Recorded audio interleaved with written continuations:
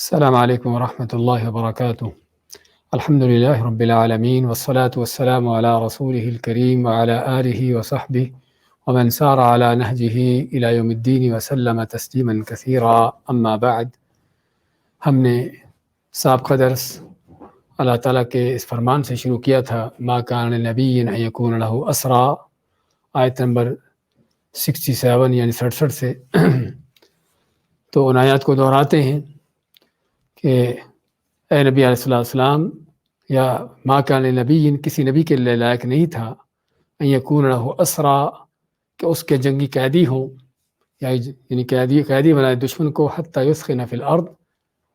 یہاں تک کہ وہ خوب زمین میں کافروں کا خون بہائے، یعنی ان کے کفر کو کچل دے، ان کی کمر توڑ دے۔ تریدون عرض الدنیا، تم چاہتے ہو دنیا کا مال و متاع، اس کا سامان، واللہ یرید الآخرہ، کہ جب کہ اللہ تعالیٰ آخرت چاہتا ہے، واللہ عزیز حکیم، اور اللہ تعالیٰ غالب حکمت والا ہے۔ اس میں بیان ہوا تھا کہ جنگ بدر میں مسلمانوں نے کافروں کو جو قیدی بنایا، اس حوالے سے اللہ تعالیٰ نے اس چیز پر مسلمانوں کی تادیب کی کہ نبی کا کام جو ہے وہ کافروں کو قیدی بنانا، ان سے فدیہ لینا، یہ مقصد نہیں، بلکہ اللہ تعالیٰ کا مقصد جو ہے وہ اپنے کلمے کے، اپنے دین کی سربلندی ہے۔ اس لیے جب تک کفر کی کمر ٹوٹ نہ جائے اور کفر کا زور ختم نہ ہو جائے اور کفر جو ہے کچلا نہ جائے، اس وقت تک جو ہے کافروں کو قیدی بنانا یہ حقیقت میں کوئی حکمت عملی نہیں ہے۔ لیکن مسلمانوں کو چونکہ اس چیز کا علم نہیں تھا اور اس لیے انہوں نے یہ چیز کر لی، جس کا آگے ذکر آ رہا ہے۔ ویسے ماتا اللہ تعالیٰ کہ تمہارا ان کو قیدی بنانے کا مقصد دنیا کا مال و متاع حاصل کرنا ہے، کیونکہ قیدی بنانے کا مقصد یہ ہوتا ہے کہ ان کو جو ہے قید کر کے پھر ان سے فدیہ لے کر ان کو چھوڑا جائے۔ تو تم اس کے پیچھے دنیا کا مال و متاع چاہتے ہو، واللہ یرید الآخرہ، جبکہ اللہ تعالیٰ آخرت چاہتا ہے، یعنی اس کا مقصد اللہ اپنے دین کی سربلندی ہے، اپنے کلمے کی سربلندی ہے۔ واللہ عزیز حکیم، اللہ تعالیٰ غالب حکمت والا ہے۔ لولا کتاب من اللہ سبق لمسکم فیما اخذتم عذاب عظیم، اگر اللہ کی طرف سے پہلے سے لکھا نہ ہوتا تو یقیناً جو تم نے لیا ہے اس پر تم کو بڑا عذاب پہنچتا۔ اللہ نے کیا لکھا تھا پہلے سے، اس کے بارے میں ہم نے ذکر کیا تھا کہ علماء کی مختلف رائے ہیں، اور سب سے زیادہ علماء کے جو رائے ہے وہ یہ ہے کہ اللہ نے پہلے سے جو مسلمانوں کے لیے مال غنیمت کا حلال ہونا لکھا ہوا تھا، تو اس لیے اللہ نے تمہاری اس پر پکڑ نہ کی کہ جو تم نے کافروں کو قیدی بنایا اور قیدی بنا کر بھی دوسرا کام ان سے فدیہ لینے کا کیا، تو اس پر اللہ تعالیٰ تمہاری پکڑ نہیں کر رہا، کیونکہ اللہ نے تمہارے لیے اس کو حلال ہونا لکھا ہوا تھا۔ اور دوسری رائے یہ ہے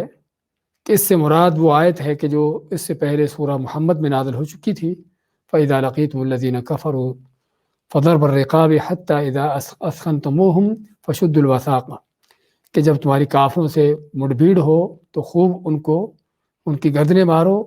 اور جب تم خوب ان کی خونریزی کر چکو تو اس کے بعد جو ہے، یعنی ان کی کمر ٹوٹ جائے اور کفر کا زور دب جائے، تو پھر جو ہے ان کی مشق کسو، یعنی ان کو قیدی بناؤ۔ اور بعض کا یہ کہنا ہے کہ اس سے مراد اللہ تعالیٰ نے اہل بدر کے حوالے سے جو مغفرت بخشش کا اعلان کر دیا تھا، فیصلہ کر دیا تھا، تو یہ تھا جو اللہ کی طرف سے پہلے سے لکھا ہوا مقدر تھا۔ اور بعض کا یہ کہنا ہے کہ رسول کریم صلی اللہ علیہ وسلم کا وجود مسلمانوں کے اندر یا لوگوں کے اندر اللہ کے عذاب کا، یعنی کہ اس کو روکنے کا ایک باعث تھا۔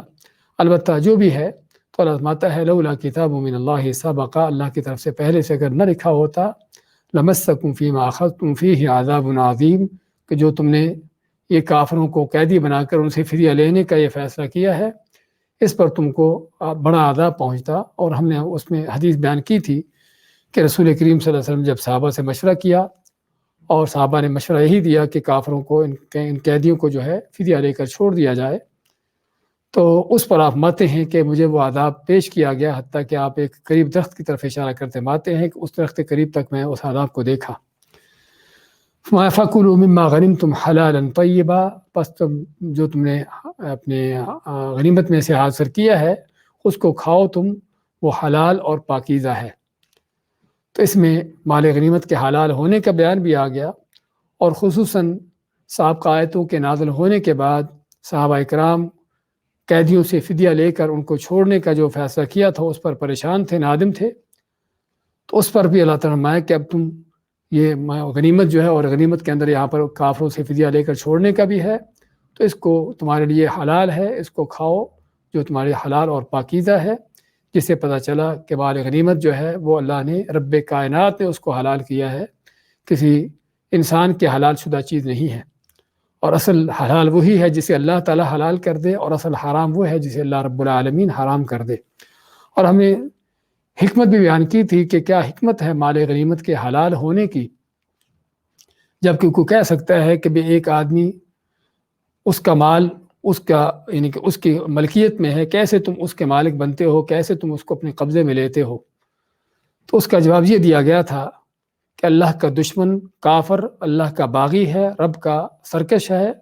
اس کے دین کا، اس کے قانون کا باغی ہے، تو اس کو کوئی حق نہیں کہ اللہ کی نعمتوں کو استعمال کرے۔ تو وہ جو بھی کسی بھی چیز پر جو قابض ہو کر بیٹھا ہوا ہے دنیا کے مال و دولت میں سے، اس کا یہ قبضہ ناحق اور ناجائز ہے، جب تک وہ اللہ کے دین کا دشمن ہے، جب تک وہ کفر پر ہے۔ کیونکہ سورۃ الانعام میں ہم وہ آیت پڑھ چکے ہیں کہ جس میں اللہ تعالیٰ نے بیان کیا تھا کہ اللہ تعالیٰ کی نعمتیں کن کے لیے ہیں۔ اللہ فرماتا ہے قل ہی للذین آمنوا فی الحیات الدنیا، کہ نعمتوں کے حقدار وہ ہیں کہ جو ایمان والے ہیں اس دنیا میں۔ لیکن اللہ تعالیٰ نے کافروں کو بھی چھوٹ دے رکھی ہے آزمائش کے طور پر کہ نعمتوں کو استعمال کرتے ہیں، لیکن اگرچہ ان کا استعمال کرنا اس کا کوئی حق نہیں ہے۔ جس طرح کہ وہ شخص جو کہ اپنے مالک کا باغی ہو، اس کا سرکش ہو، اسے حق نہیں کہ اپنے مالک کی کسی چیز میں تصرف کرے۔ تو ایسے ہی رب کائنات کے ان نعمتوں کو کافر کو استعمال کرنے کا حق نہیں ہے۔ تو چنانچہ اللہ نے مسلمان کو حق دیا ہے کہ ان کے خاص طور پر ایسے کافر جو دین کے مقابلے میں کھڑے ہوتے ہیں، ان کے ساتھ جنگ بھی کی جائے، ان کے مالوں پر بھی قبضہ کیا جائے۔ واتقوا اللہ، اور ڈر جو اللہ تعالیٰ سے، ان اللہ غفور الرحیم، بے شک اللہ تعالیٰ بڑا بخشنے والا مہربان ہے۔ اس کی بعد کی آیات لیتے ہیں۔ اعوذ باللہ من الشیطان الرجیم، یا ایہا النبی قل لمن فی ایدیکم من الاسرى إن يعلم الله في قلوبكم خيرا يؤتكم خيرا مما أخذ منكم ويغفر لكم والله غفور رحيم وإن يريدوا خيانتك فقد خانوا الله من قبل فأمكن منهم والله عليم حكيم إن الذين آمنوا وهاجروا وجاهدوا بأموالهم وأنفسهم في سبيل الله والذين آووا ونصروا أولئك بعضهم أولياء بعض والذين آمنوا ولم يهاجروا ما لكم من ولايتهم من شيء حتى يهاجروا وإن استنصروكم في الدين فعليكم النصر إلا على قوم بينكم وبينهم ميثاق والله بما تعملون بصير۔ یا ایہا النبی، اے نبی علیہ السلام، قل کہہ دیجئے، لمن فی ایدیکم، جو تمہارے ہاتھوں میں ہیں، من الاسرى، جنگی قیدیوں میں سے، ان یعلم اللہ، اگر اللہ تعالیٰ جان لے گا، فی قلوبکم، تمہارے دلوں میں، خیرن، کوئی نیکی بھلائی، یؤتیکم، تو دے گا تم کو، خیرن، بہتر اس سے، مما، اس سے، اخذ منکم، جو تم سے لیا گیا ہے، ویغفر لکم، اور تمہاری بخشش مغفرت بھی کر دے گا، واللہ غفور رحیم، اور اللہ تعالیٰ بڑا ہی بخشنے والا مہربان ہے۔ وَإِن يُرِيدُوا خِيَانَتَكَ، اور اگر آپ سے یہ بدبیانتی کا ارادہ رکھتے ہوں، دھوکہ دینے کا ان کا ارادہ ہو، فقد خانوا اللہ من قبل، پس یقیناً انہوں نے بدبیانتی اور خیانت کی اللہ کے ساتھ پہلے سے بھی، فَأَمْكَنَ مِنْهُمْ، تو اللہ نے ان پر قابو پایا، یا ان کو آپ کے قابو میں دیا، واللہ علیم حکیم، اور اللہ تعالیٰ خوب علم رکھنے والا، جاننے والا، حکمت والا ہے۔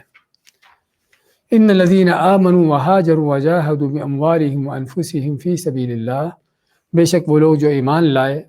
اور انہوں نے ہجرت کی اور جہاد کیا اپنے مالوں اور جانوں سے اللہ کی راہ میں، والذین اور وہ لوگ بھی آووا جنہوں نے پناہ دی ونصروا اور مدد کی نصرت کی اولئک بعضهم اولیاء بعض یہ سبھی ایک دوسرے کے دوست ہیں ولی ہیں والذین آمنوا اور جبکہ وہ لوگ جو ایمان تو لائے ولم یہاجروا لیکن انہوں نے ہجرت نہ کی ما لکم من ولایتہم من شیء نہیں ہے تمہارے لیے ان کی ولایت میں سے ان کی ہمدردی میں سے کچھ بھی حتی یہاجروا یہاں تک کہ وہ ہجرت کر جائیں وَإِنِ اسْتَنصَرُوكُمْ فِي الدِّينِ اور اگر وہ تم سے مدد مانگتے ہیں دین میں فَعَلَيْكُمُ النَّصْرُ تمہارے اوپر فرض ہے ان کی مدد کرنا الا مگر علی قوم ایسی قوم کے خلاف بینکم و بینہم میثاق کہ جن کے اور تمہارے درمیان کوئی معاہدہ ہے واللہ بما تعملون بصیر اور اللہ تعالیٰ جو تم کرتے ہو اسے پوری طرح دیکھنے والا ہے۔ آیت نمبر 70 سے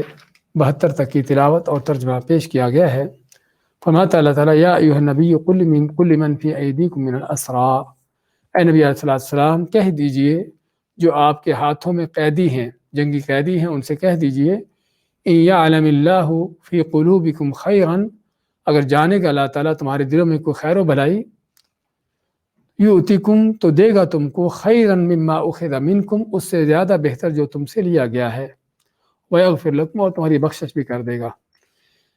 اس آیت کی مناسبت ہے انہی جنگ بدر کے قیدیوں کے حوالے سے ہی کہ جنگ بدر کے جو قیدی بنائے گئے تھے 70 قیدی ان میں سے بعض لوگوں نے کہا کہ ہم تو مسلمان تھے لیکن ہم مکہ میں رہتے ہوئے اپنے اسلام کا اظہار نہ کر سکتے تھے اور ہمیں اس جنگ کے لیے بھی مجبوراً لایا گیا ہے، ہم اس کے لیے آنے کے لیے تیار نہ تھے۔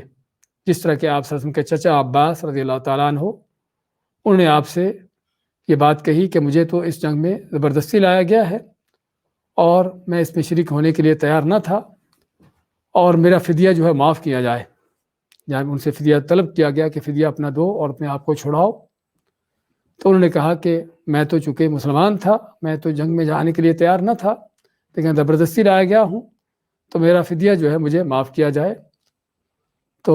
اس پر اللہ تعالیٰ نے ان قیدیوں کو آپ صلی اللہ علیہ وسلم کو پیغام دیا کہ ان کو قیدیوں کو کہہ دیجئے کہ بات جو ہے وہ صرف جو ہے وہ دلی اسلام کی نہ تھی کہ جو تم چھپائے ہوئے تھے، بلکہ اللہ تعالیٰ تو اصل اسلام کو دیکھنا چاہتا ہے۔ اصل مسلمان جو ہے اگر وہ اسلام لاتا ہے تو اس کو دیار کفر چھوڑ کر مسلمانوں کے پاس آنا ہوتا ہے، ان کے ساتھ ملنا ہوتا ہے، جس طرح کہ اگلی آیتوں میں اس کا بیان آ رہا ہے۔ تو چنانچہ تمہارا یہ جرم کہ تم اسلام لانے کے بعد بھی کفر کے اندر کافروں کے اندر رہ رہے تھے اور پھر تم کو زبردستی اس جنگ کے اندر بھی لایا گیا، تم کو اس میں بھی شریک ہونا پڑا، تو یہ تمہارا اپنا گناہ ہے اور یہ تمہارا اپنا وہ جرم ہے جس وجہ سے تم کو فدیہ دینا ہوگا۔ تو چنانچہ ان سے فدیہ تو معاف نہ کیا گیا لیکن یہ بیان کر دیا گیا کہ اگر تم دل سے واقعی ہی سچے دل سے مسلمان ہو جاتے ہو اور اسلام اور مسلمانوں کے ساتھ مل جاتے ہو، یعنی ہجرت کر کے مسلمانوں کے ساتھ ملتے ہو، تو اللہ تعالیٰ جانتا ہے جو تمہارے دلوں میں ہے۔ اگر تمہارے دلوں میں اللہ تعالیٰ واقعی ہی سچا ایمان دیکھ لیتا ہے کہ واقعی تم سچے مومن ہو تو تم کو اس فدیہ کی نسبت جو ہے اللہ تعالیٰ اور بہتر دے گا۔ ان یعلم اللہ فی قلوبکم خیرا اگر اللہ تعالیٰ تمہارے دلوں میں کوئی خیر نیکی دیکھتا ہے کہ واقعی تم سچے دل سے مومن ہو تو یؤتیکم دے گا تم کو خیراً بہتر اس سے مما اخذ منکم جو تم سے لیا گیا ہے۔ تو یہاں پر سوال پیدا ہو سکتا ہے کہ اللہ تعالیٰ کو اس وقت پتہ نہیں تھا کہ واقعی یہ دل سے مسلمان ہے یا نہیں ہے، یعنی جب یہ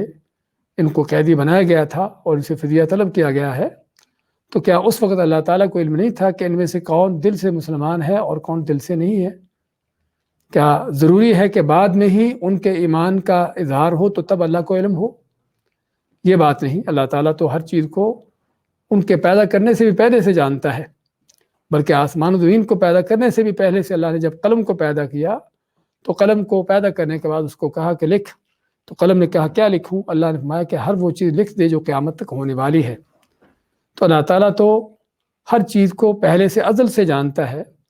تو لیکن یہاں پر جو بیان ہوا ہے کہ اللہ تعالیٰ اگر تمہارے دلوں میں جان لیتا ہے کوئی نیکی بھلائی خیر تو تم کو دے گا اس سے بہتر جو تم سے لیا گیا، اس سے بہتر دے گا۔ تو یہاں پر دیکھنے سے مراد یعنی وہ نیکی وہ خیر جو تم اپنے دل میں رکھے ہوئے ہو جب اس کا اظہار کر دو گے کیونکہ اللہ تعالیٰ کے علم کے حوالے سے ہم پہلے بھی اس بات کا بیان کرتے چلے آئے ہیں کہ اگرچہ اللہ تعالیٰ ہر چیز کو ازل سے جانتا ہے، لیکن اس کے باوجود کیا ہے کہ اس کے باوجود جب کوئی چیز ظاہر ہو جاتی ہے عملی طور پر، تو اس کا جو عملی نتیجہ ہے اجر و ثواب کے لحاظ سے وہ اس وقت مرتب ہوتا ہے۔ یعنی اللہ تعالیٰ اپنے صرف سابقہ علم ہی سے کسی کو اجر و ثواب نہیں دے دیتا، بلکہ اجر و ثواب کا معاملہ اس وقت مرتب ہوتا ہے کہ جب جو ہے وہ عمل ظاہر ہو جاتا ہے۔ تو یہاں پر بھی ان قیدیوں کا جنہوں نے اظہار کیا، اس بات کا اظہار کیا کہ ہم تو مسلمان تھے، ہم تو اسلام کے اسلام کے خلاف نہ تھے اور جنگ کے لیے آنے کے لیے تیار نہ تھے، تو اللہ تعالیٰ ہے کہ اگر اللہ تعالیٰ واقع تمہارے دلوں میں خیر دیکھ لیتا ہے اور وہ خیر کے اظہار تم کر دیتے ہو، تو پھر تم کو اس سے بہتر دے گا جو تم سے لیا گیا ہے، یعنی یہ فدیہ جو تم سے لیا جا رہا ہے اس سے بہتر تم کو عطا کرے گا، تم کو دے گا۔ تو چنانچہ عباس رضی اللہ تعالیٰ عنہ کے واقعے میں ہی وہ فرماتے ہیں کہ اللہ کی قسم یہ آیت میرے بارے میں اتری ہے کہ جب میں نے رسول کریم صلی اللہ علیہ وسلم کو اپنے اسلام لانے کی خبر دی اور درخواست کی کہ مجھ سے جو 20 اوقیہ فدیہ لیا گیا ہے اس کے بدلے میں مجھے کچھ دیں، یعنی اسلام لانے کے بعد، تو آپ یعنی کہ اسلام لانے سے مراد یعنی کہ جب وہ مسلمان ہو کر اور اسلام کا اظہار کر کے مدینہ میں آ جاتے ہیں تو یہ مطالبہ کرتے ہیں آپ صلی اللہ علیہ وسلم سے، تو آپ صلی اللہ علیہ وسلم نے حضرت عباس کو 20 غلام دیے۔ تو حضرت عباس فرماتے ہیں کہ وہ 20 غلام اب میرے کام کر رہے ہیں، میری تجارت پر لگے ہوئے ہیں، یہ اللہ تعالیٰ نے جو مجھے دنیا میں اس کا معاوضہ دیا، جو اللہ تعالیٰ کا وعدہ تھا کہ یؤتیکم خیرا مما اخذ منکم، کہ جو تم سے لیا گیا ہے اللہ تم کو اس سے بہتر دے گا، تو اللہ نے واقع ہی وہ صرف تھوڑا سا 20 اوقیہ سونا جو ان کو فدیہ طور پر دینا پڑا تھا اس کے مد مقابل 20 غلام دیے کہ جو تجارت کر رہے تھے اور ان کو یعنی تجارت کر کے ان کا مال بڑھا رہے تھے۔ فرماتے کہ یہ تو دنیا میں اللہ تعالیٰ کی طرف سے جو وعدہ پورا ہوا ہے، اور آخرت میں بھی اللہ تعالیٰ کی طرف سے جو بخشش کا مغفرت کا وعدہ ہے اس کی بھی مجھے پوری امید ہے، اور یہ ہے اللہ تعالیٰ کے وعدے جو ہر قیمت پورے ہو کے رہتے ہیں۔ ہاں الگ بات ہے کہ منافقوں کو، دنیا پرستوں کو، مادہ پرستوں کو ان وعدوں پر یقین نہیں ہوتا۔ تو فرمایا کہ اللہ تعالیٰ تم کو اس سے بہتر دے گا جو تم سے لیا گیا ہے، وَيَغْفِرْ لَكُمْ، اور تمہاری بخشش بھی کر دے گا، جو اصل سب سے بڑا اللہ کا انعام ہے کہ اگر فرض کرو کسی کو دنیا میں کوئی چیز حاصل نہ بھی ہوئی اس کے مد مقابل جو اس سے لی گئی تھی، تو تب بھی اللہ کی بخشش مغفرت حاصل ہو کر جنتیں ہمیشہ ہمیش کی مل جانا ہی سب سے بڑی اس کی کامیابی ہے۔ واللہ غفور الرحیم، اور اللہ تعالیٰ بڑا ہی بخشنے والا مہربان ہے۔ وَإِن يُرِيدُوا خِيَانَتَكَ فَقَدْ خَانُوا اللَّهَ مِن قَبْلُ، میں اللہ تعالیٰ نے اور اگر تم سے یہ کوئی دھوکہ دینے کا ارادہ رکھتے ہیں، تم سے بدیانتی کر رہے ہیں، بدیانتی مراد تم کو دھوکہ دینا چاہتے ہیں اپنے اسلام کا اظہار کر کے اور ہمدردی کا یعنی کہ آپ کی ہمدردی حاصل کرنا چاہتے ہیں اسلام کا اظہار کر کے، اور اصل بات ان کے دلوں میں اس کے برخلاف ہے، اصل یہ اسلام کے دشمن ہے کوئی، لیکن صرف اسلام کا اظہار کر کے چاہتے ہیں کہ ان کی جان چھوٹے اور ان کے لیے آپ کی ہمدردی ان کو مل جائے، تو اگر کوئی ایسی بدیانتی کا ان کا ارادہ ہے فقد خان اللہ من قبل، تو یہ پہلے سے اللہ سے بدیانتی کر چکے ہیں، اور کافر مشرک ہمیشہ اللہ کے ساتھ بددیانت ہوتا ہے۔ اس سے بڑھ کر بددیانتی کیا ہے کہ جس رب کائنات نے اس کو پیدا کیا ہے، کائنات کی ہر چیز اس کے لیے بسا دی ہے، پھر یہ انسان اس کو چھوڑ کر کسی اور کی عبادت کرے، کسی اور کے سامنے جھکے، اس سے بڑھ کر نہ کوئی غداری کا انداز ہے، نہ کوئی بے وفائی ہے، اور نہ ہی کوئی بددیانتی ہے۔ اس لیے کافر یہاں پر ایک بہت بڑا جو سبق ملتا ہے وہ کیا ہے کہ کافر بظاہر کتنے بھی امانت دار کیوں نہ نظر آتے ہوں، کہ جن کے بعد لوگ تعریفیں کرتے تھکتے نہیں ہیں کہ میں نے فلاں ملک میں ان کے معاملات، لوگوں کے معاملات کیسے دیکھے، ان کے اندر کیا امانت داری ہے اور کیا کچھ ہے، کتنے ہی ان کے واقعات اور یہ ساری چیزیں آج پھیلائی جاتی ہیں لوگوں کے اندر ان کافروں کے کردار کو پھیلانے کے لیے کہ کافر کتنے سچے ہیں اپنے کردار کے، لیکن ان کا اپنے رب کے ساتھ بددیانتی کرنا، اپنے رب سے کفر بے ایمانی کرنا ہی سب سے بڑی وہ بددیانتی ہے، سب سے بڑی وہ خیانت ہے، سب سے بڑی وہ غداری اور چوری ہے کہ جس سے بڑھ کر کوئی چوری کا دوسرا انداز نہیں ہے۔ اس لیے کسی کو ان کے صرف ظاہری چند معاملات سے دھوکہ کھانے کی ضرورت نہیں ہے، کہ جو اپنے رب کا غدار ہے، جو اپنے رب کا بے وفا ہے، کہ جو اپنے رب کا خائن اور اس سے بددیانتی کرنے والا ہے، تو وہ اصل سب سے بڑا بددیانت وہی ہے، اگرچہ کچھ معاملات میں ظاہراً وہ بڑا امانت دار بھی کیوں نہ نظر آتا ہو۔ تو جس سے پتہ چلتا ہے کہ کافروں کی ظاہری امانت داریاں اس کی کوئی حیثیت نہیں کہ جب تک وہ اپنے رب کائنات کے ساتھ امانت داری کا یہ انداز اختیار نہیں کرتے۔ تو ہمارے اللہ تعالیٰ نے فقط خان اللہ من قبل، پس یقیناً انہوں نے اللہ سے پہلے سے بددیانتی کر چکے تھے، اور بددیانتی کفر کی، شرک کی، اللہ کے ساتھ شرک کرنے کی بددیانتی تو پہلے سے کر چکے تھے، اور ایسے ہی بددیانتی مزید اللہ کے دین کو ٹھکرانا، اللہ کے نبی صلی اللہ علیہ وسلم کو جھٹلانا، اللہ کے نازل شدہ کتاب کو نہ ماننا، اس پر ایمان نہ لانا، یہ ساری ان کے بددیانتیوں کے انداز ہیں۔ تو اللہ تعالیٰ تک وہ پہلے سے اللہ کے ساتھ بددیانتی کر چکے ہیں۔ فَأَمْكَنَ مِنْهُمْ، تو اللہ تعالیٰ نے ان کے بددیانتیوں کا کیا ان کو صلہ دیا، امکانہ کہ آپ صلی اللہ علیہ وسلم کو جو ہے تمکین دی، منہم ان سے، اور اصل لفظ جو ہے امکانہ کا منہم، کہ تمہیں تمکین دی ان کے اوپر، تمہیں یعنی تمہیں وہ لوگ تمہارے قابو میں دیے، تمہارا قابو ان پر ہوا۔ تو اللہ تعالیٰ نے یہ کام کیا کہ وہ جو کافر بڑے غلبے والے تھے، بڑے زور والے تھے، اللہ تعالیٰ نے کس طرح رسول کریم صلی اللہ علیہ وسلم اور آپ کے ساتھیوں کو ان کے اوپر فتح، غلبہ اور نصرت دی۔ تو اللہ تعالیٰ نے ان کو یہ سزا دی ان کی بددیانتیوں کی۔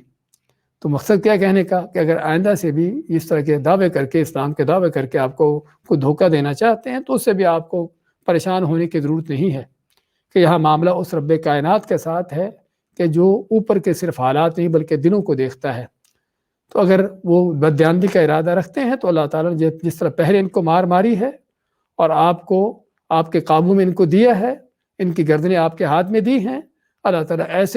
ایسے ہی آئندہ بھی ان کی گردنیں آپ کے ہاتھ میں دے گا۔ تو اس میں ایک طرف تو کافروں کو تنبیہ ہے ان کے بددیانتی سے ان کو چھوڑنے کے لیے کہ اپنی بددیانتی چھوڑے، اپنی خیانتوں کو اور غداریوں کو چھوڑ کر سچے وفادار ہو کر اللہ کے دین پر چلیں، اور دوسری طرف رسول کریم صلی اللہ علیہ وسلم اور آپ صلی اللہ علیہ وسلم کے اوپر ایمان لانے والے مسلمانوں کو بھی تسلی، اطمینان دلایا گیا ہے کہ اگر کوئی کافر کسی دھوکے کا ارادہ بھی رکھتا ہے تو اللہ تعالیٰ جانتا ہے ان کے ان دھوکہ بازیوں کو، اور جس طرح پہلے اللہ نے ان کافروں کو مار ماری ہے آئندہ بھی ان کے ساتھ ایسا کرے گا۔ اس کے بعد فرمایا ان الذین آمنوا وہاجروا وجاہدوا باموالہم وانفسہم فی سبیل اللہ، بے شک وہ لوگ جو ایمان لائے، وہاجروا اور انہیں ہجرت کی، وجاہدوا باموالہم وانفسہم اور انہیں جہاد کی اپنے مالوں اور جانوں سے اللہ کی راہ میں، والذین آووا ونصروا اور دوسرے وہ لوگ کہ جنہوں نے آووا پناہ دی، آوا یاوی یا آوا یؤوی کے معنی کسی کو پناہ دینا، اسی سے لفظ مأوا ہے جو عموماً اردو میں استعمال کیا جاتا ہے کہ مأوا یعنی ٹھکانہ کو پناہ گاہ۔ تو آووا جنہوں نے پناہ دی، ونصروا اور مدد کی، نصرت کی، تو یہ کون ہے دوسرا گروہ؟ یہ دوسرا گروہ جو انصار مدینہ ہیں، اولئک بعضهم اولیاء بعض، یہ سبھی ایک دوسرے کے دوست ہیں، ایک دوسرے کے ولی ہیں، جس ولی کا معنی ہم بیان کریں گے کہ کیا معنی ہے یہاں پر۔ والذین آمنوا ولم یہاجروا، اس کے بعد تیسرے گروہ کا ذکر کیا کہ جو ایمان تو لائے لیکن انہوں نے ہجرت نہ کی، ما لکم من ولایتہم من شیء،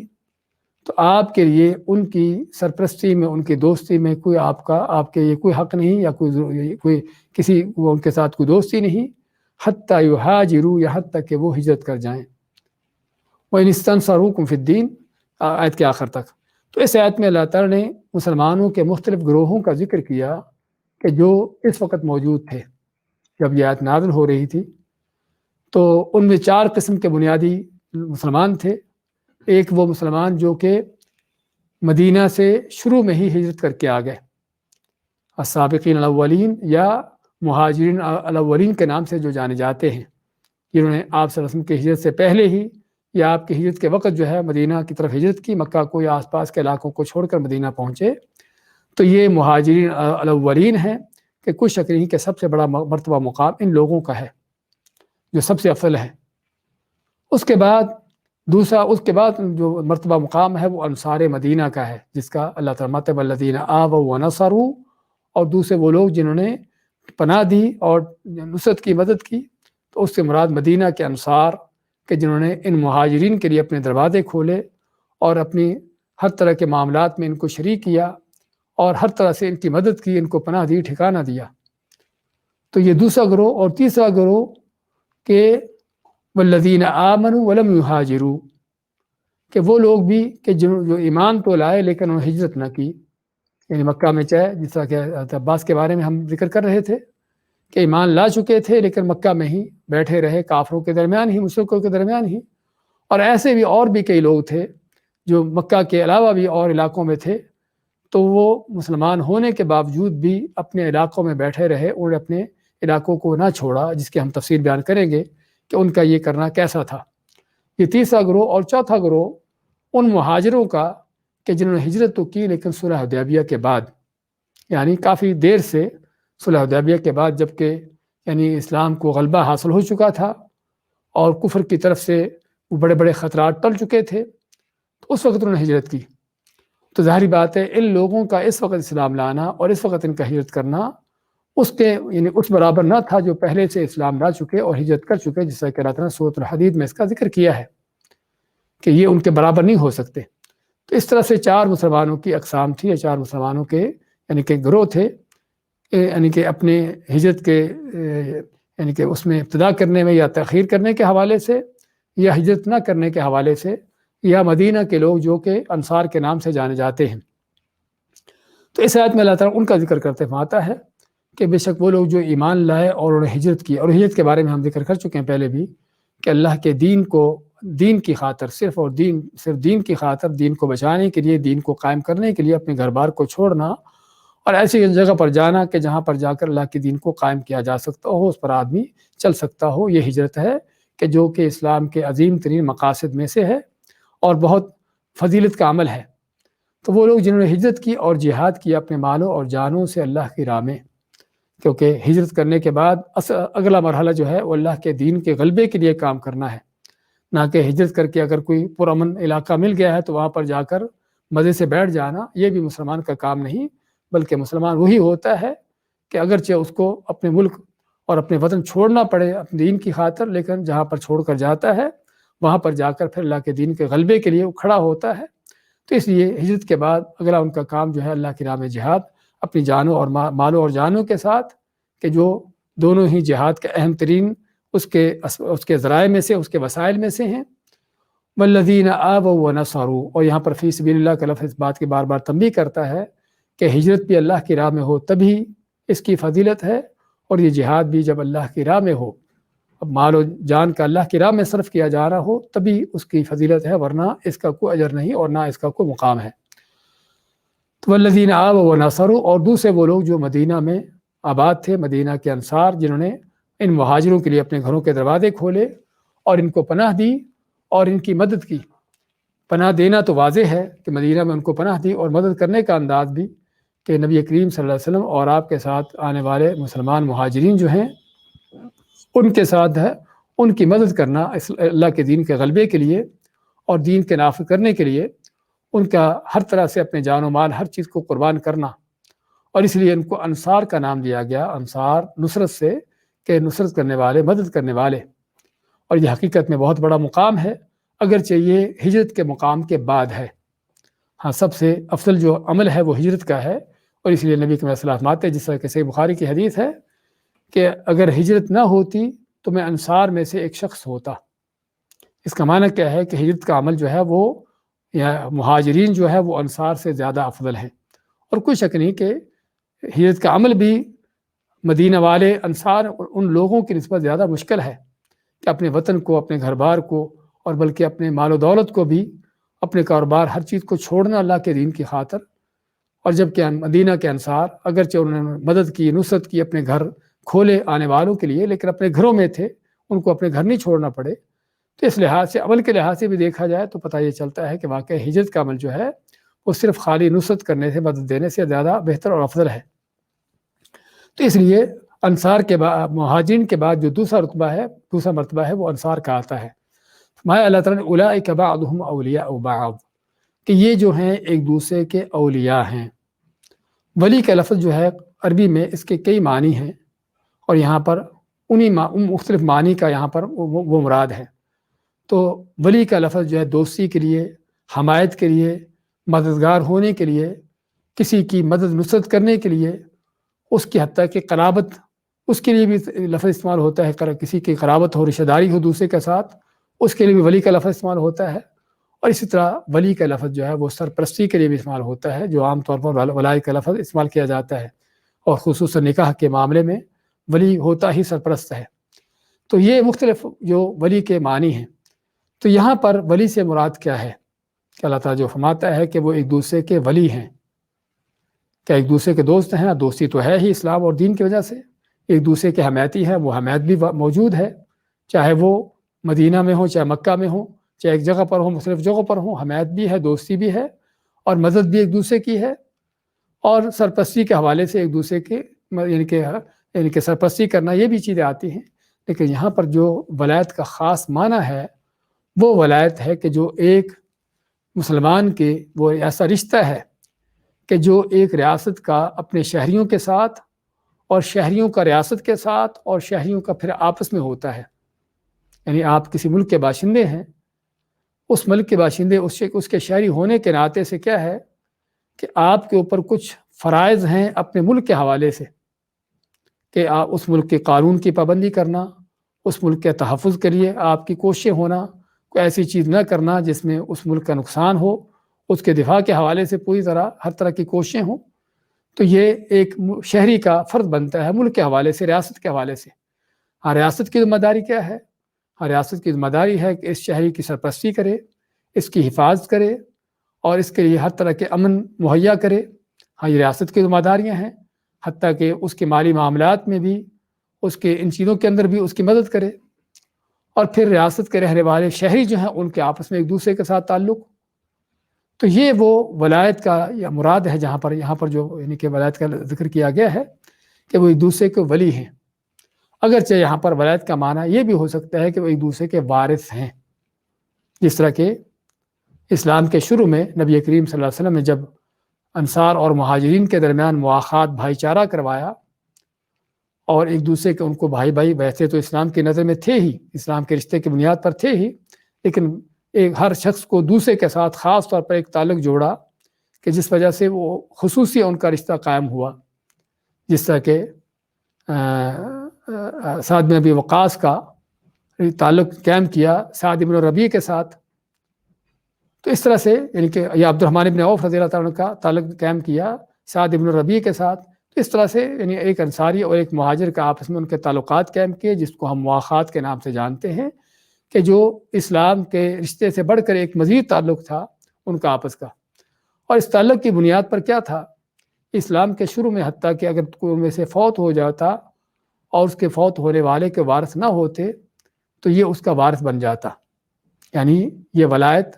یا یہ تعلق اتنا مضبوط ترین تعلق تھا کہ حتیٰ کہ وہ ایک دوسرے کے وارث بھی قرار دیے گئے، حتیٰ کہ اللہ تعالیٰ نے دوسری آیت نازل کی وَأُولُو الْأَرْحَامِ بَعْضُهُمْ أَوْلَىٰ بِبَعْضٍ فِي کتاب اللہ، جو یہاں پر اسی سورت کے آخری آیات میں سے ہے۔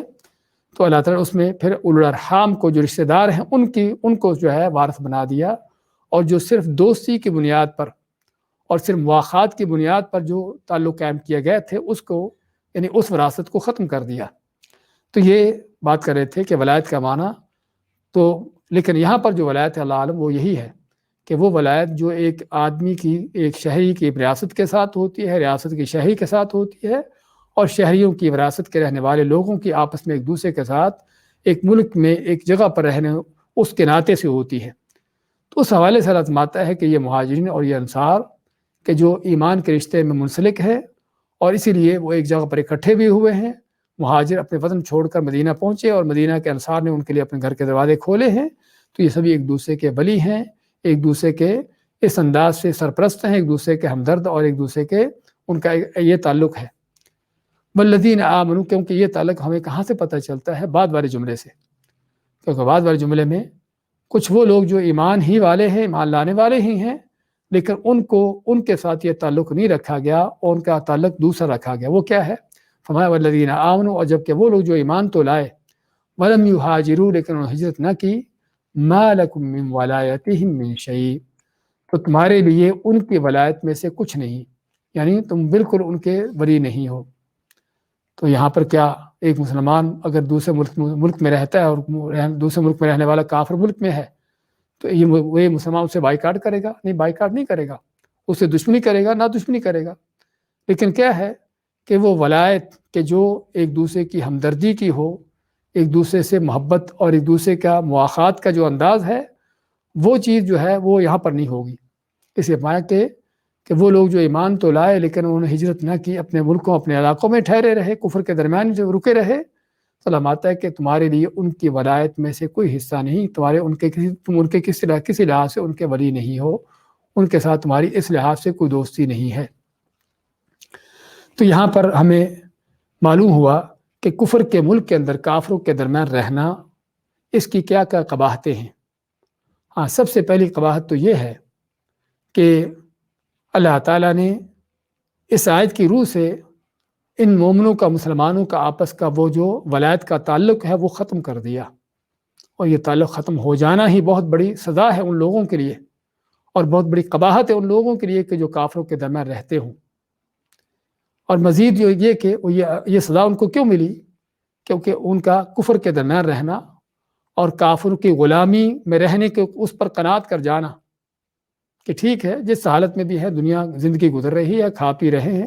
اس بات کا احساس نہیں کہ کس کی غلامیوں میں ہے، کس کے ماتحت ہے، ان کے اوپر قانون کس کے چل رہے ہیں، کن کی حکومتیں، کن کافروں کی ان کے اوپر، ان چیزوں کا کوئی احساس نہیں۔ اور اسلام صرف اس لیے نہیں آیا کہ آدمی کسی کونے خدرے میں بیٹھ کر جو اللہ اللہ کرے تسبیح پکڑ کر۔ اسلام اللہ کا وہ دین ہے لِیُظْہِرَہُ عَلَى الدِّینِ کُلِّہ، کہ جس کو اللہ تعالیٰ چاہتا ہے کہ دنیا کے تمام باطل نظاموں پر، دینوں پر اس کو غالب کیا جائے۔ تو اسلام اس لیے آیا ہے۔ اسلام یہ نہیں چاہتا کہ اس کے ماننے والے کفر کے ملکوں میں کافروں کے نظاموں کے تحت، ان کے قانونوں کے اندر اور ان کے نظاموں کے تحت رہ کر جو ہے کفر کے ماحول میں رہیں۔ اسلام اس چیز کو برداشت نہیں کرتا۔ تو اس لیے کسی مسلمان کا کافروں کے ملک میں رہنا، ان کی غلامیوں میں رہنا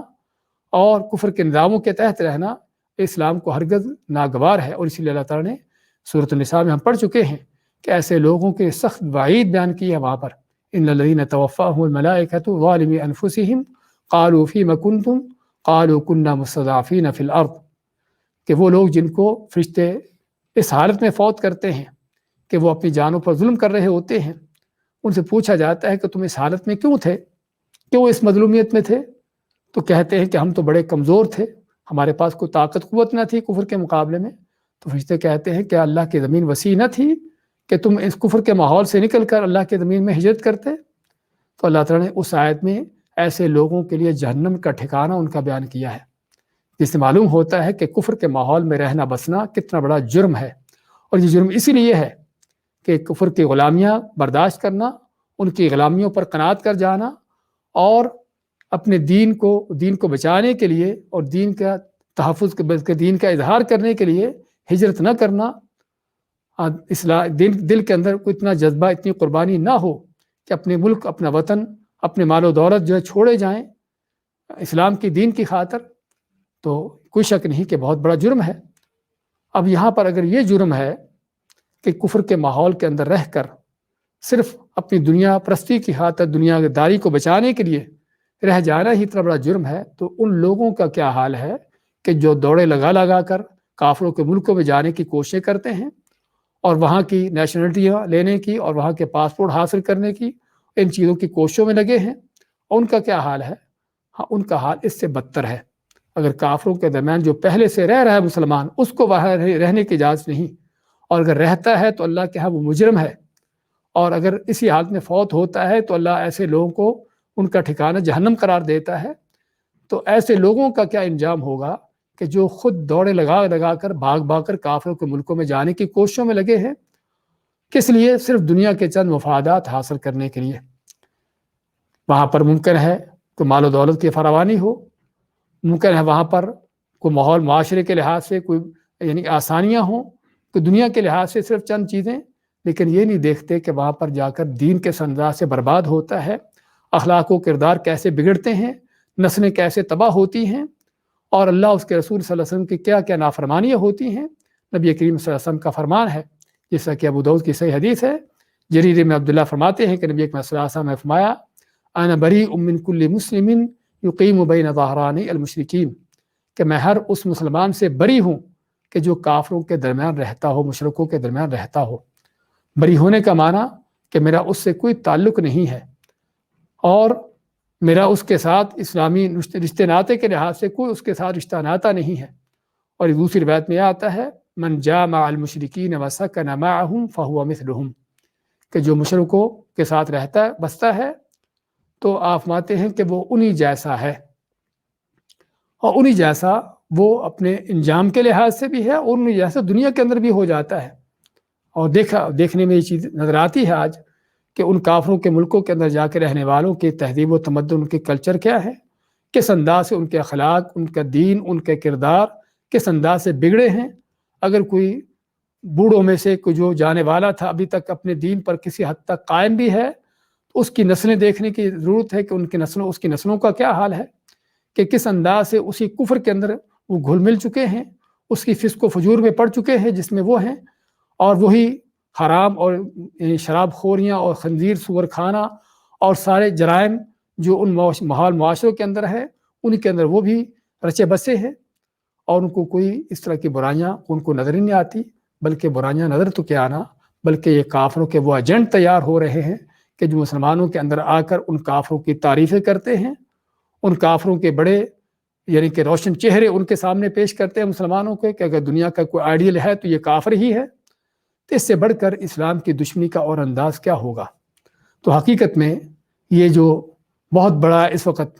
یعنی کہ فساد کا اور یہ کفر کا سیلاب عمدہ ہوا ہے، اس کو تھامنے کی ضرورت ہے، اس کو سمجھنے کی ضرورت ہے۔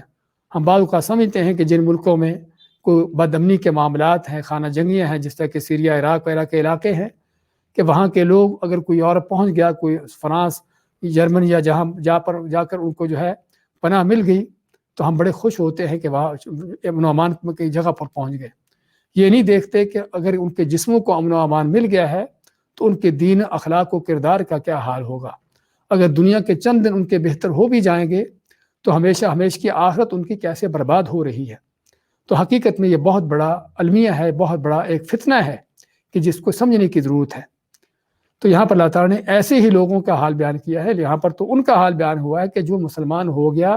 پہلے کافر تھا، اب مسلمان ہوا، لیکن مسلمان ہونے کے بعد اس نے اپنے علاقے، اپنے ملک کو نہیں چھوڑا، اپنی کفر کی قوم سے نکل کر مسلمانوں کے اندر نہیں آیا، اس کا جرم کیا ہے؟ والذین آمنوا ولم یہاجروا، کہ وہ لوگ جو ایمان تو لے آئے لیکن ہجرت نہ کی، ما لکم من ولایتہم من شیء، تمہاری ان کے ساتھ کوئی دوستی نہیں، تمہاری ان کے ساتھ کس طرح کی کوئی حمایت نہیں، تمہاری ان کے ساتھ کسی طرح کی کوئی ہمدردی نہیں، حتی یہاجروا، یہاں تک کہ وہ بھی ہجرت کریں۔ اور خصوصاً جب مکہ پر ابھی کفر کا غلبہ تھا، اس وقت تک تو مکہ سے ہجرت کرنا مسلمانوں پر فرض تھی، کہ جو بھی ہجرت کا راستہ اس کو ملتا ہو وہ ہجرت کرنا اس کے لیے ممکن تھا، اس کے لیے فرض تھا کہ مکہ چھوڑے اور مدینہ پہنچے، مسلمانوں کے ساتھ جا کے ملے، تاکہ اپنے دین کو بھی بچا سکے، اپنے دین کا اظہار بھی کر سکے، اور تاکہ مسلمانوں کے ساتھ مل کر ان کو قوت طاقت پہنچائے، اور اسلامی یعنی کہ جو جماعت ہے، اسلام کی قوت ہے، اسلامی لشکر جو ہے اس کو مزید جو ہے مضبوط کر سکے۔ اس وقت تک وہ فرض تھا، لیکن جب مکہ فتح ہو جاتا ہے اور دار اسلام بن جاتا ہے، اس کے بعد فرماتے ہیں کہ لا ہجرت بعد الفتح، اب فتح ہو جانے کے بعد اب ہجرت نہیں ہے، لیکن یہ ہجرت باقی ہے قیامت تک، کہ جہاں بھی مکہ جیسا حال ہو، کہ جہاں پر کفر کا غلبہ ہو اور مسلمان اپنے دین کا اظہار نہ کر سکتا ہو، اس پر فرض ہے کہ ایسے علاقے، ایسی جگہ کو چھوڑ کر ایسی جگہ پر جائے کہ جہاں پر دین پر صحیح معنوں میں چل سکتا ہو، دین کا اظہار کر سکتا ہو، بلکہ اللہ کے دین کو غالب کرنے کے لیے جہاں پر وہ یہ ان رستوں کو اختیار کر سکتا ہو۔ وَإِنِ اسْتَنْصَرُوكُمْ فِي الدِّينِ فَعَلَيْكُمُ النَّصْرُ، لیکن اللہ تعالیٰ نے جو ہمدردی ولایت کا جو سلسلہ کاٹا ہے، یہ مطلقاً ہر لحاظ سے نہیں کاٹ دیا۔ فرمایا وَإِنِ اسْتَنْصَرُوكُمْ فِي الدِّينِ، اگر وہ تم سے دین کے معاملے میں کوئی مدد چاہتے ہیں، دین کے معاملے میں مدد چاہنے کے معنی کہ کافر ان پر ظلم ڈھا رہے ہیں، ان کو مار پیٹ رہے ہیں، ان کی عزتیں لوٹ رہے ہیں، ان کے خون بہا رہے ہیں، یعنی کوئی بھی ایسا کافر ملک کہ جہاں پر کوئی مسلمان رہتے بستے تھے پہلے سے، اب کافر ان پر ظلم ڈھا رہے ہیں، پہلی بات تو اللہ تعالیٰ نے ان کافروں کے اندر رہنے والے مسلمانوں کا تعلق باقی مسلمانوں سے توڑا کہ ان کے ساتھ تمہاری کوئی ہمدردی نہیں، لیکن اگر دیکھو کہ ان پر ظلم ہو رہا ہے اس ملک پر، اس ملک میں رہتے ہوئے، اور کافر ان کے حقوق پامال کر رہے ہیں اور تم سے وہ مدد مانگتے ہیں، وَإِنِ اسْتَنْصَرُوكُمْ، تم سے مدد مانگتے ہیں، فی الدین، دین میں، فَعَلَيْكُمُ النَّصْرُ، تو تم پر فرض ہے، علیکم جو لفظ آتا ہے قرآن و سنت میں، اس کا معنی کسی چیز کا فرض ہونا، تم پر فرض ہے، تم پر ضروری ہے۔ کیا چیز؟ النصر، ان کی مدد کرنا، جو بھی تم سے منکر ہو، اگر ملک کی سطح پر ہو تو ملکی سطح پر اپنے لاؤ لشکر بھیج کر ان کی مدد کرنا، اگر ملک کی سطح پر تمہاری قوتیں ایسی نہیں ہیں تو افرادی قوتوں کے ساتھ جو بھی تم سے ممکن ہو ان کی مدد کرنا، چاہے خود پہنچ کر ہو، کوئی مال دے کر ان کو ہو، کوئی لوگ وہاں پر بھیج کر ہو، اور کیا یا میڈیا کے ذریعے ہو، کسی بھی ذریعے سے جو بھی ان کی مدد کی جا سکتی ہو، تمہارا فرض بنتا ہے ان کی مدد کرنا۔ اور اگر مدد نہیں کرتے، علیکم کا لفظ جو فرض ہونے کی دلیل ہے، اگر یہ فرض ادا نہیں کرتے تو پھر کیا ہو؟ مجرم ہو۔ یعنی یہ تعلق توڑنے کا معنی یہ نہیں کہ ان مسلمانوں کو تم ان کے حال پر چھوڑ دو مرتے کٹتے، ان پر ظلم ہوتے ہوئے، بلکہ اگر دیکھو کہ ان پر ظلم ہو رہا ہے تو ان کی مدد کرنا تم پر فرض ہے۔ اور فرض کا معنی یہ ہوتا ہے کہ جس کو ادا کرنا ضروری ہوتا ہے، اور جس کو ادا نہ کرنا اللہ کے ہاں جرم ہے۔ تو چنانچہ ہر وہ مسلمان کہ جو مظلوم مسلمانوں کی مدد کر سکتا ہو، اور کسی لحاظ سے بھی مدد کرنے کی اس میں طاقت ہو، چاہے زبان سے ہو، چاہے عمل سے ہو، چاہے قوت طاقت کے ساتھ ہو، مال سے ہو، لیکن وہ پھر بھی مدد نہیں کرتا، وہ کیا ہے؟ مجرم ہے اللہ کے ہاں اس فریضے کو چھوڑ کر، کیونکہ اللہ متفع علیکم النصر، تمہارے اوپر فرض ہے ان کی مدد کرنا۔ لیکن یہ مدد کرنے کا بھی اللہ نے ضابطہ بیان کیا ہے، کیا جہاں پر بھی کوئی مسلمان رہتا ہو اس پر ظلم و ستم ہو رہا ہو تو فرض کرو اس کی حکومت یا وہاں کے رہنے والے یا وہاں کے جو ملک کے لوگ ہیں اس پر ظلم و ستم کر رہے ہیں، تو ہر مسلمان ہی کی مدد کی جائے گی، یا اس کا بھی ضابطہ ہے؟ اس کا ضابطہ کیا ہے؟ الا علی قوم بینکم وبینہم میثاق، سوائے ایسی قوم کے کہ جن کے اور تمہارے درمیان کوئی صلح کا معاہدہ ہے۔ یعنی جس طرح کے مکہ میں لوگ موجود تھے جو مسلمان ہو چکے، کافروں کی قید میں تھے اور کافر ان پر ظلم کر رہے تھے، لیکن نبی کریم صلی اللہ علیہ وسلم کا مکہ والوں کے ساتھ صلح کا معاہدہ ہو چکا۔ اب آپ اس معاہدے کے تحت ان مظلوم مسلمانوں کی مدد کرنے کے لیے مکہ پر حملہ نہیں کر سکتے تھے، اور نہ آپ نے کیا ہی ہے۔ کس لیے؟ اپنے اس معاہدے کو پر قائم رہنے کے لیے۔ اور حقیقت میں اگر ظاہراً اس چیز کو دیکھا جائے تو ممکن ہے کہنے والا کہے کہ کیسے جو ہے صرف ایک معاہدے کی وجہ سے اپنے مسلمان بھائیوں کو ظلم سہتے ہوئے چھوڑ دیا جائے، تو ہم کہیں گے اس کے پیچھے حقیقت میں اسلام کی بہت بڑی حکمتیں ہیں۔ پہلی بات تو یہ ہے کہ اس کا چھوڑ دینے کا معنی یہ نہیں ہے کہ اگر جنگ نہیں کریں گے تو اور بھی کوئی طریقہ نہیں۔ ہاں، مسلمان حکومت ایسی حکومتوں پر، ایسے لوگوں پر دباؤ ڈال سکتی ہے، چاہے وہ سیاسی دباؤ ہو، چاہے میڈیا کا ہو، کسی بھی انداز سے ہو، کہ جس سے وہ جو ہے اپنے ظلم و ستم کو بند کرے اور اس چیز کو ختم کرے۔ چاہے ضروری نہیں کہ جنگ ہی ہو، بلکہ اس کے علاوہ بھی اور طریقے ہیں اس ظلم و ستم کو روکنے کے۔ اور دوسرا یہ ہے کہ اگر دیکھا جائے کہ واقعی ظلم و ستم بڑھ رہا ہے، رک نہیں رہا دباؤ ڈالنے کے باوجود بھی، تو پھر جو معاہدہ کیا تھا اس کا ختم کرنے کا اعلان کیا جائے، جس طرح کہ ہم چند آیتیں پہلے پڑھ چکے ہیں۔ اگر وہاں پر تو یہ اگرچہ یہ تھا کہ اگر کافروں کی طرف سے معاہدہ ٹوٹنے کا خطرہ ہو، لیکن یہاں پر ہم کہیں گے کہ اگر کافر جو ہے وہ مسلمان جو اس کے ماتحت ہیں، اس کے انڈر ہیں، ان پر ظلم کر رہے ہیں، اور مسلمانوں کے معاہدے کے اندر ان کی حفاظت کرنا، کافروں کے ساتھ کوئی ایسا معاہدہ نہیں تھا کہ کافر ان پر ظلم نہیں کریں گے۔ اب چونکہ معاہدے کی شک نہیں ہے، مسلمان ان کافروں کو ظلم سے دو ٹوک روک تو نہیں سکتے بھی تم ان پر ظلم کیوں کر رہے ہو، لیکن جیسا کہ کہا کہ دباؤ ڈال سکتے ہیں۔ لیکن اگر دیکھا جائے کہ ظلم و ستم بڑھ رہا ہے تو پھر جو ہے اس معاہدے کو ختم ہونے کا اعلان کیا جائے گا کہ ٹھیک ہے، ہم اپنا معاہدہ ختم کرتے ہیں، اور معاہدہ ختم کرنے کے بعد جو پھر ان کافروں کا محاسبہ کیا جا سکتا ہے۔ تو اور یہ اس نظام کے پیچھے حقیقت میں بہت بڑی مصلحتیں ہیں، کیونکہ ہوتا کیا ہے؟ ہوتا یہ ہے کہ جب بیرون ملکوں کے اندر خارجہ پالیسیوں میں اس طرح کے معاملات آتے ہیں کہ دوسرے ملک کے باشندوں کے ساتھ وہاں کے جو مقامی ان کے معاملات ہیں اس میں دخل اندازی کرنے کی وجہ سے کافی سیاسی حالات خراب ہوتے ہیں، تو اللہ تعالیٰ نے اسلام نے ان چیزوں کو کنٹرول کرنے کے لیے یہ ضابطہ بیان کیا، الا علی قوم بینکم وبینہم میثاق، کہ سوائے ایسی قوم، ایسے لوگ جن کے اور تمہارے درمیان معاہدہ ہے امن کا، صلح کا، تو پھر ان کے خلاف تم جنگ نہیں کرو گے، ان کے اوپر تم حملہ نہیں کرو گے۔ اگر کرنا بھی ہے تو جس طرح بتایا ہے کہ پہلے معاہدے کو ختم کر کے اعلان کیا جائے گا معاہدے کے ختم ہونے کا، اس کے بعد کیا جائے گا۔ اور اگر کافر کو پتہ ہوگا کہ اگر ہم ظلم بند نہیں کریں گے اور مسلمان قوت طاقت میں فرض کرو اور وہ ہم پر چڑھ دوڑیں گے، معاہدہ ہمارا ختم کر دیں گے، ہمارا معاہدہ ختم کر کے ہمارے اوپر حملہ کر دیں گے، تو یہ بھی چیز ان کو اپنے ظلم و ستم کو روکنے کے لیے کافی ہوگی۔ لیکن یہ اسی وقت ممکن ہے کہ جب مسلمانوں کے پاس کوئی قوت طاقت ہو، جب وہ خود غلام بن کر زندگی بسر کر رہے ہوں، جوتے کھاتے ہوں جس طرح کے موجودہ حالت ہے، تو پھر کافر کو پرواہ نہیں ہوتی کہ کون کیا کہہ رہا ہے۔ تو میں کہ اگر ایسے لوگوں کے ساتھ معاملہ ہے کہ جن کا تمہارے ساتھ معاہدہ ہے، تو پھر ایسے مسلمانوں کی مدد کرنے کے لیے تم ان کی مدد کرنے میں نہیں پہنچو گے، اگر پہنچنا ہے تو پھر اس کا ضابطہ جو بیان کیا گیا ہے، واللہ بما تعملون بصیر، اور اللہ تعالیٰ جو تم کرتے ہو اسے پوری طرح دیکھنے والا ہے، اچھی طرح اس کو دیکھ رہا ہے، کہ جس میں تنبیہ ہے بہت بڑی اس بات کی کہ کس قدر انسان کو ضرورت ہے اپنی نیتوں کو بھی خالص کرنے کی، اپنے ارادوں کو بھی صحیح کرنے کی، اور اس کے ساتھ ساتھ جو ہے کس قدر ضرورت ہے اللہ تعالیٰ کے ان فرائض کو بھی پورا کرنے کی جو اللہ نے عائد کیے ہیں، چاہے وہ مسلمانوں کے ایک دوسرے کی حمایت اور مدد نصرت کے حوالے سے ہو کہ جب وہ آپس میں ایک دوسرے کے ساتھ رہتے بستے ہیں، اور اگر وہ آپس میں ایک دوسرے کے ساتھ رہتے بستے نہیں بھی ہیں، کوئی مسلمان کسی کفر کے ماحول میں ہے، وہیں پر اس نے رہنا گوارا کیا ہوا ہے، تو تب بھی اس کے ساتھ اس کا ایک ایسا تعلق ہونا چاہیے، اگر اس پر ظلم ہوتا ہے تو اس کی مدد کرنا اللہ نے اس پر فرض کیا ہے، اور اگر اس فرض کو ادا نہیں کرتا تو اللہ تعالیٰ دیکھ رہا ہے کہ تم کیا کرتے ہو۔ دوبارہ دہراتے ہیں آج کی آیتوں کو، یا ایھا النبی، اے نبی علیہ الصلوۃ والسلام، قل لمن فی ایدیکم من الاسری، کہہ دیجئے ان لوگوں سے جو تمہارے پاس تمہارے ہاتھوں میں قیدی ہیں،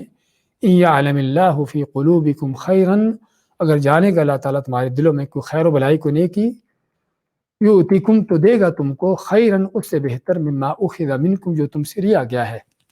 ویغفر لکم اور بخش دے گا تمہیں بخشش کر دے گا تمہاری، واللہ غفور الرحیم، اور اللہ تعالیٰ بڑا بخشنے والا مہربان ہے۔ وَإِن يُرِيدُوا خِيَانَتَكَ، اور اگر یہ تم سے بددیانتی کا ارادہ رکھتے ہیں، فقد خانوا اللہ من قبل، تو یقیناً انہوں نے پہلے سے اللہ کے ساتھ بھی بددیانتی خیانت کی تھی، فَأَمْكَنَ مِنْهُمْ، تو اللہ نے آپ کو قدرت دی ان کے اوپر، یا ان کو آپ کے قابو میں دے دیا، واللہ علیم حکیم، اور اللہ تعالیٰ خوب علم رکھنے والا، جاننے والا ہے اور حکمت والا ہے۔ ان الذین آمنوا وہاجروا وجاہدوا باموالہم وانفسہم فی سبیل اللہ، بے شک وہ لوگ جو ایمان لائے اور ہجرت کی اور جہاد کی اللہ کی راہ میں اپنے مالوں اور جانوں سے، والذین آووا ونصروا، اور وہ لوگ بھی کہ جنہوں نے پناہ دی اور مدد نصرت کی، یعنی مہاجرین اور انصار، اولئک بعضهم اولیاء بعض، یہ سبھی مہاجرین اور انصار ایک دوسرے کے دوست ہیں، ایک دوسرے کے حمایتی مددگار ہیں۔ والذین آمنوا ولم یہاجروا، اور جبکہ وہ لوگ جو ایمان تو لائے لیکن وہ ہجرت نہ کی، ما لکم من ولایتہم من شیء، نہیں ہے تمہارے لیے ان کی دوستی میں سے کچھ بھی، یعنی تمہاری ان کے ساتھ کوئی دوستی نہیں، حتی یہاجروا، یہاں تک کہ وہ ہجرت کریں، وَإِنِ اسْتَنصَرُوكُمْ فِي الدِّينِ، اور اگر وہ تم سے مدد مانگتے ہیں دین میں، فَعَلَيْكُمُ النَّصْرُ، تو تمہارے اوپر فرض ہے ان کی مدد کرنا، إِلَّا عَلَىٰ قَوْمٍ بَيْنَكُمْ وَبَيْنَهُم مِّيثَاقٌ، سوائے ایسی قوم کے جن کے اور تمہارے درمیان کوئی پختہ معاہدہ ہو، صلح کا معاہدہ ہو، واللہ بما تعملون بصیر، اور اللہ تعالیٰ جو تم کرتے ہو اسے پوری طرح دیکھنے والا ہے۔ بارک اللہ فیکم۔